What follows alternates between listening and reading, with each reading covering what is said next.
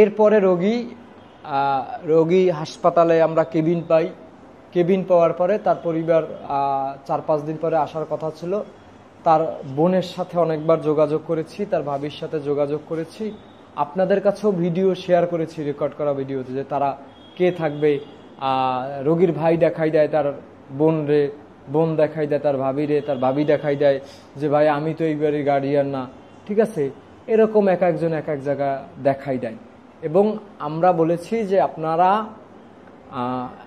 যে রোগীর পাশে যদি না থাকেন তাহলে আমরা কিন্তু প্রশাসনিকভাবে পদক্ষেপ নিতে বাধ্য হব। রোগীর ভাই সে বলেছে প্রশাসনিকভাবে ব্যবস্থা নিয়ে কি করবেন, প্রশাসন কি আমারে জেলে ঢুকাইবে নাকি আমারে ফাঁসির দড়িতে ঝুলাইবে, আমি না থাকলে আমার বাড়ির পাশে প্রশাসন কি করবে, এই কথা রোগীর ভাই বলেছে। এটা নিয়ে আমি ভিডিও আপলোড দিয়েছি ফেসবুকে। তো এরপরে যাই হোক এই কথা, এবং থানা থেকে কিন্তু যোগাযোগ করা হয়েছে যে আপনারা আসেন, নাইলে কিন্তু আমরা ব্যবস্থা নেব, শাহবাগ থানা থেকে। তো তারা তারপরেও আসে নাই। একটা পর্যায়ে রোগীর ভাই বিভিন্ন মিথ্যা তথ্য ছড়াতে থাকে তার এলাকাবাসীর কাছে এবং ফেসবুকে। আপনারা দেখেছেন মাঝখানে 2-3টা দিন কত পরিমাণে বাজে কমেন্ট আমার আইডিতে এবং পোস্টে আসছে। ছোট ভাই দাবি করেছে আমরা এই রোগীকে নিয়ে হাসপাতালে বসে বিকাশ নগদের ব্যবসা করি, এই রোগীকে তারা নরসিংদীতে ট্রান্সফার করতে চাইছে, নরসিংদীতে নিয়ে ভর্তি করতে চাইছে, আমরা ভর্তি করতে দেই নাই। এখন দেশবাসীর কাছে বাকি ওই মাথামোটা পরিবারের কাছে আমার প্রশ্ন, ওর ভাই মাথামোটা, আমার প্রশ্ন যে বাংলাদেশের সব জায়গা থেকে প্লাস্টিক সার্জারির জন্য ঢাকা মেডিকেল কলেজ হাসপাতালে রোগী রেফার করা হয় এবং শেখ হাসিনা 52 ইউনিটে রেফার করা হয়। ঢাকা মেডিকেলের 52 ইউনিট এবং শেখ হাসিনা 52 ইউনিটে সারা দেশ থেকে রোগী রেফার করা হয়। এখন এই মানুষটাকে আপনি কোন দৃষ্টিজ্ঞান থেকে বাকি কোন জ্ঞান থেকে এই মানুষটারে প্লাস্টিক সার্জারির জন্য আপনি নরসিংদীতে নিয়ে যেতে চাইছেন? আমি আপনাদের বাধা দিয়েছি, আমি আপনাদের নিয়ে যেতে দেই নাই। এই কারণে মূলত আমি বিকাশ নগদের ব্যবসা করি হাসপাতালে বসে। তো এই রোগীর চিকিৎসা কোন ডাক্তারে করাবে? এটা হচ্ছে দেশবাসীর কাছে প্রশ্ন। এখন বলি, রোগীর ভাই দাবি করেছে মানুষের কাছে, নরসিংদীর মানুষের কাছে বলে বেড়াইছে তার পরিবার থেকে তারা আমাকে 1 লাখ টাকা দিতে চেয়েছিল, 1 লাখ টাকা আমি গ্রহণ করি নাই, গ্রহণ করলে এই রোগীর জন্য আমি আর ফেসবুক ইউটিউব থেকে সাহায্য চাইতে পারবো না মানুষের কাছে, এই কথা রোগীর ভাই বলেছে। এটার প্রেক্ষাপটে আমি স্বয়ং থানায় বসে পুলিশের সামনে বসে আমি ফোন করছি রোগীর ভাবিকে যে আপনারা যে আমাকে 1 লাখ টাকা দিতে চাইছিলেন এই ব্যাপারে কিছু বলেন, আপনারা কবে দিতে চেয়েছিলেন? রোগীর ভাবি স্পষ্ট বলেছে যে আমি তো এই ব্যাপারে কিছু জানি না। তো রোগীর ভাই একটা হইলেই বলে আমার ভাবিরে ফোন দেন, সে বাড়ির বড় ভাই তো দেশের বাইরে থাকে, তো তাকে ফোন দেন, সবকিছু হইলে ভাবিকে দেখাই দেয়। তো ভাবি জানে না যে তারা আমাকে 1 লাখ টাকা দিতে চাইছে। এবং সেই আপনারা জানেন যে একজন স্বেচ্ছাসেবক ফেসবুকে কমেন্ট করেছে, উনি যখন সুস্থ ছিল বাকি কান ছিল, উনি আসলে ঢাকার শহর বিভিন্ন জায়গায় আসলে ঘুরে বেড়াইছে, বনানীর ওইদিকে। তো ওইদিকে একজন স্বেচ্ছাসেবক, সেও আসলে অসহায় মানুষ নিয়ে কাজ করে, তার চোখের সামনে সে প্রায় ঘুরতো, সে খাওয়াইতো, গোসল করাইতো এবং তার ওই সময়ের বেশ কিছু তার কাছে ছবি ছিল, সেই ছবিগুলো আমাকে ইনবক্সে সে দিয়েছে, কমেন্টে দিয়েছে, সেই ছবিগুলা আমি ছেড়েছি। রোগীর ভাই কমেন্ট করেছে যে আপনাদের ব্যবসা বোঝা যায় যে এই মানুষটার কান নাই, এই মানুষটার এই যে কান পোকায় খেয়ে ফেলেছে, তার সুস্থ থাকার ছবি আপনি ফেসবুকে পোস্ট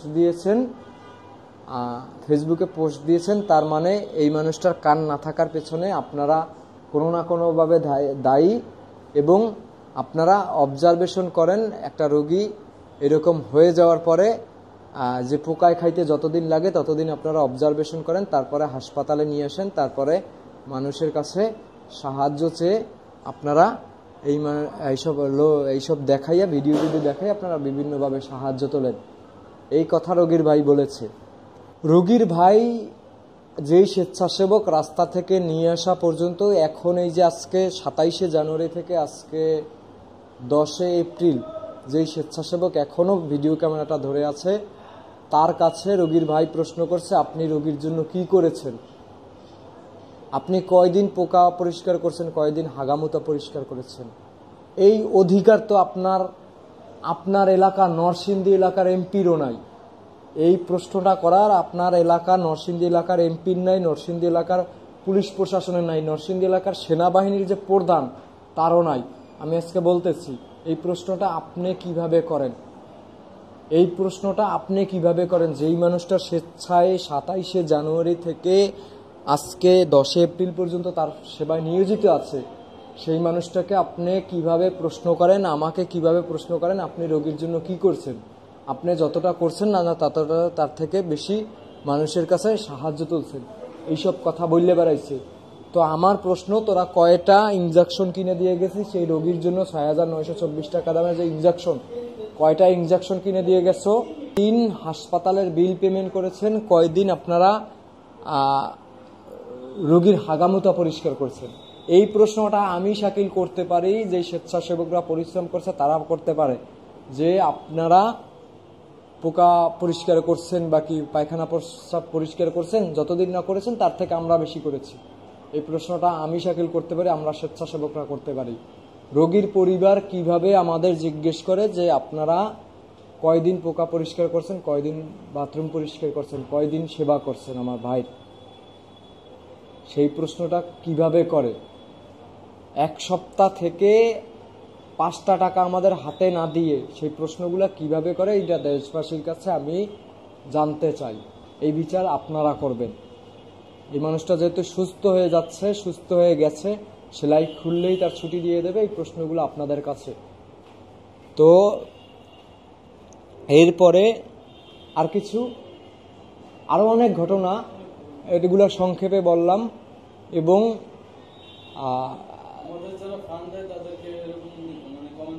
হ্যাঁ, আমাদের যারা টাকা পয়সা দিয়ে সাহায্য করেছে তাদেরকেও কমেন্টে গিয়ে সে উল্টোপাল্টা কথা বলেছে, সব কিছুর স্ক্রিনশট আছে, আমি প্রশাসনের কাছে জমা দিয়েছি। এইগুলা যদি তার আপন ভাই হয়ে করে থাকে এবং বলেছে, দেখেন আমরা কিন্তু ফেসবুকে প্রথম থেকে বলেছি যে তার জায়গা জমি আমরা বুঝিয়ে দেব।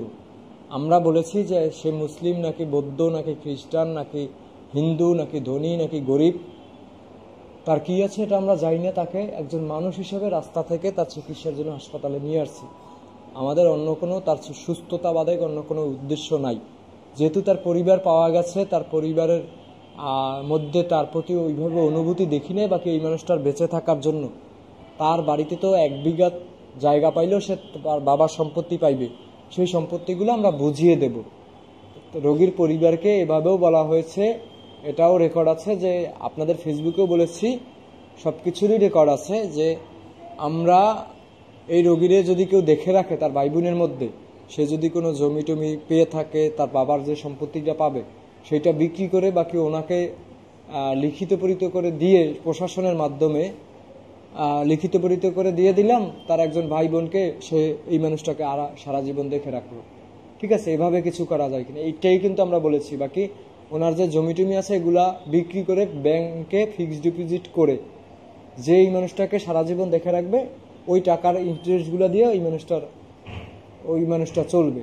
এরকম বলেছি যে কোনো আমাদের সমাজে আছে কোনো বিধবা নারী, বাকি কোনো বয়স্ক পুরুষ, বাকি কোনো পুরুষ আসলে যার কোনো সন্তান নাই, বাকি ছেলে মেয়ে নাই, সংসার নাই, শুধু একা মানুষ, এরকম কোনো মানুষ যদি তাকে দেখে রাখে, ওই টাকাগুলো ফিক্সড ডিপোজিট করে এই মানুষটাকে দেখে রাখবে, সারা জীবন ইন্টারেস্ট তুলে খাবে। এরকম কিন্তু আমরা বলেছি, এটা কিন্তু খারাপ না। রোগীর পরিবার সব জায়গা দাবি করছে তাদের জায়গা জমির উপর আমরা লোভ দিয়েছি, তাদের জায়গা জমি আমরা নিয়ে যেতে চাই, এইসব কথাবার্তা বলেছে। আমি একটা পর্যায়ে এমন এমন কথাবার্তা বলেছে যে আমি লাস্টে উত্তেজিত হইয়া কথা বলতে বাধ্য হয়েছি। নরসিংদী স্বেচ্ছাসেবক গ্রুপে তারা অ্যাড করেছে, সেই জায়গায় সে রোগীর ভাই এইসব কথা বলেছে। তো আমি পরে বলছি যে প্রশাসন যখন ডিম থেরাপি দেবে তখন বেরোয় যাইবে যে আমি কি বলছি আর তোমরা কি বলছো। তবে আমি উচ্ছ্বসিত হয়ে বিভিন্ন কথা বলছি, কারণ আমার উত্তেজিত হওয়া বা কি রাগান্বিত হওয়া অস্বাভাবিক কিছু না। আমি যদি এই মানুষটার জন্য এত কিছু করতে পারি, সেই জায়গায় রোগীর পরিবার যদি এইসব কথা বলে, তাহলে তো আমার মাথা ঠিক থাকার কথা না। তো আমি আমার সকল ডকুমেন্টস নিয়ে প্রমাণ, আমার কাছে যা প্রমাণ আছিল, আমি যেহেতু তারা বলছে যে তারা যদি না যায় তাদেরকে প্রশাসন অ্যারেস্ট করবে, তাদেরকে প্রশাসন ফাঁসিতে ঝুলাইবে, তো সব কিছু ডকুমেন্ট সহকারে আমি সেনাবাহিনীর সাহায্য নিয়েছি। সেনাবাহিনী পুলিশ প্রশাসনের কাছে পাঠাইছে। প্রশাসনের কাছে পাঠানোর পরে প্রশাসনের কাছে আমি বলেছি, সব কিছু ডকুমেন্ট করেছি। তো প্রশাসন প্রাথমিক অবস্থায় একটা জিডি নিয়েছে যে আমার নামে কেন এরকম বিভ্রান্তকর কথা বলল, কেন আমাকে 1 লাখ টাকা দিতে চেয়েছে এরকম কথাবার্তা বলল, এবং কেন আমাকে বিকাশ নগদে ব্যবসা করে এইসব কথা বলল। এইসব কথার বিরুদ্ধে তার ভাইয়ের বিরুদ্ধে, তার পরিবারের বিরুদ্ধে না, তার ছোট ভাইয়ের বিরুদ্ধে জিডি নিয়েছে। এবং পরবর্তীতে ঈদের আগে আপনারা সকলেই জানেন যে আমি আমার বিবাহের একটা অনুষ্ঠান বাড়িতে কথা বলেছিলাম। তো আমি আসলে পরে বাড়িতে যাই এবং আপনাদের সঙ্গে নিয়ে লাইভ করি ফেসবুকে, এবং তার ভাবিকে প্রশ্ন করি যে আপনারা ঈদের সময় আসেন। যাই হোক, ঈদের আগে তার 2 ভাবি এসে থাকে। এবং আজকে যারা আমার গ্রামের মানুষরা ভিডিওটা দেখতে পাইতেছেন, তারা জানেন টুকটাক যে আমি ঈদের সময় থেকেই বেশ ঝামেলার মধ্যে ছিলাম, আমার পারিবারিক বা কি ব্যক্তিগত ঝামেলার মধ্যে। তো সেই জায়গাটা থেকে রোগীর ভাবি আমাকে অনেকবার ফোন দিয়েছে, আমি ফোন রিসিভ করতে পারিনি, ইচ্ছা করেও রিসিভ করিনি, সত্য কথা। আমাকে ফোন দিয়ে বারবার বলে যে ভাই, ঈদের 1-2 দিন যাওয়ার পরেই বলে ভাই আমার বাচ্চা অসুস্থ, আপনারা আসেন, আমরা বাড়িতে চলে যাব। তো আমরা এতদিন থাকলাম, আমরা ঈদ কাটাইতে আসছি, ঠিক আছে। তো আমরা ঈদ মানে ঈদের ছুটিতে তো মানুষ পরিবারের সাথে আনন্দ করে, সবাই একসাথে হয়। তো আমরা তাড়াতাড়ি যেন চলে আসি, তাড়াতাড়ি লোক চাই। তো মানে তার আত্মীয় স্বজন, তার পরিবারের লোক, তারা থাকতে না পারলে আমরা কেন থাকবো?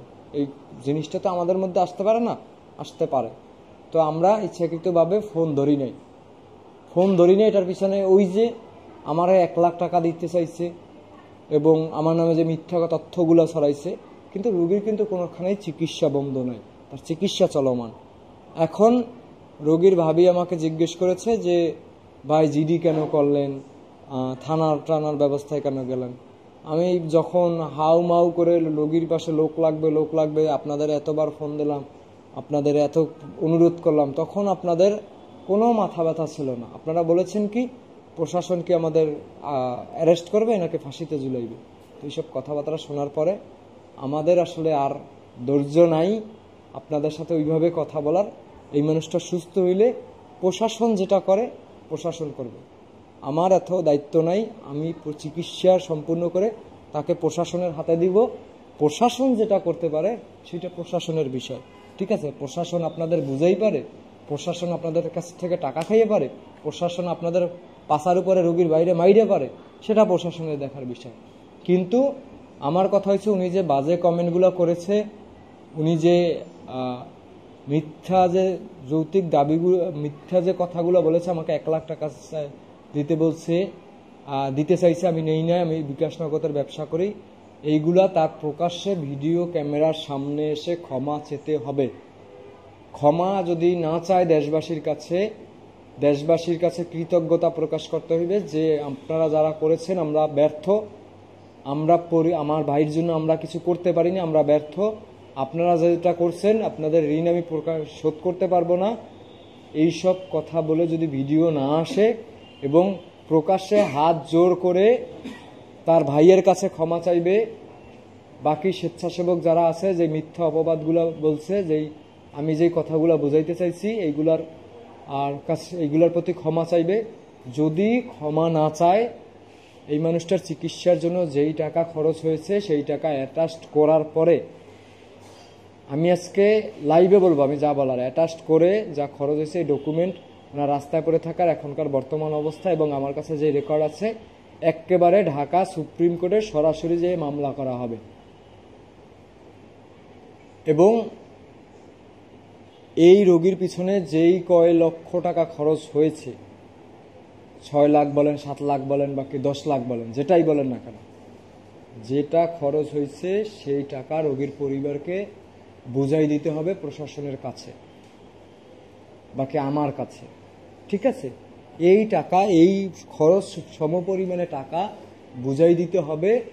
তা সে যে দেশবাসীকে বাজে কমেন্ট করে ছোট করলো, তার পরিবার স্বেচ্ছাসেবকরা পোস্ট করলো যে আপনি কয়দিন পোকা পরিষ্কার করছেন, আমি কয়দিন, আমাকে যে মিথ্যা অভিযোগগুলো দিল। এই একটা ভালো মানুষ যখন খারাপ হবে তখন 100 মানুষের সমান হবে। আপনারা যদি ক্ষমা না চান প্রকাশ্যে মিডিয়ার সামনে, তাহলে আপনারা ব্যর্থ, আপনারা প্রকাশ করবেন। আপনারা যা যা মিথ্যা বলেছেন, যা যা অভিযোগ করেছেন, এগুলোর বিরুদ্ধে ক্ষমা চাইবেন। যদি ক্ষমা না চান তাহলে আমি এই রোগীর চিকিৎসার খরচ সহ সুপ্রিম কোর্টে মামলা দিব এবং এই রোগীর পিছনে যে টাকা খরচ হয়েছে সেটা আপনাদের বুঝাই দিতে হবে। পরবর্তীতে বিকাশ, নগদ, ব্যাংক অ্যাকাউন্টে যে টাকা পাঠিয়েছে স্টেটমেন্ট তুলে ওই সকলের কাছে টাকাগুলো হ্যান্ড ওভার করা হবে, সকলের কাছে ট্রান্সফার করা হবে। যদি আপনারা ক্ষমা চান, ক্ষমা না চান, দেশবাসী না হলে আমি দেশবাসীকে অনুরোধ করব যে দেশবাসী যেন বাংলাদেশের প্রত্যেকটা থানা থেকে যেন মামলা করে এক একটা তার পরিবারের নামে। এতটা আস্পর্ধা যেন আর কোনো পরিবার না পায়। অজ্ঞাত মানুষের চিকিৎসা করতে এসে এত অপবাদ যেন তার পরিবার থেকে মানুষ না পায়। ধন্যবাদ, সবাই ভালো থাকবেন। আল্লাহ হাফেজ।